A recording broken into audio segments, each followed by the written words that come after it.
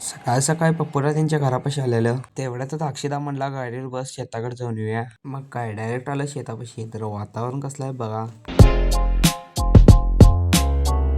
शेतापासून आलोय डायरेक्ट घरला. तर आता मी चाललोय परसता त्यांच्या घराकडं. ह्यो काय आतनं कडी घालून आत बसलाय. भावान तर दरवाजा उघडला, खरं लाजत आहे भाऊ.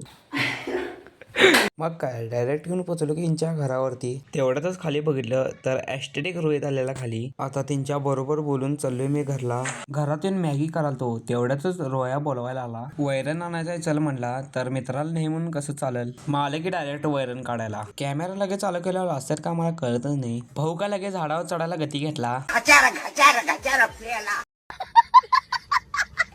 5 मिनिटात म्हणजे झाड गायबच केला भावानं.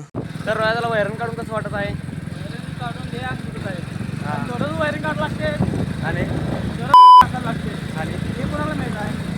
बरोबर आहे भावानं. पाळू नका. भावानं मेंढा हॉर्न बसवलाय तर आवाज एवढा ऐका. रोयाला घरापाशी सोडून मी पण चाललो घरला. पाळू नका. आल्या आल्या पहिला मॅगी शिजवून खाल्लो. तुम्ही म्हणत आजच्याला ही तिघं कुठं चालल्यात, कारण की आम्ही चालले आता टर्फला खेळायला. मग काय डायरेक्ट येऊन पोचलो टर्फ मध्ये.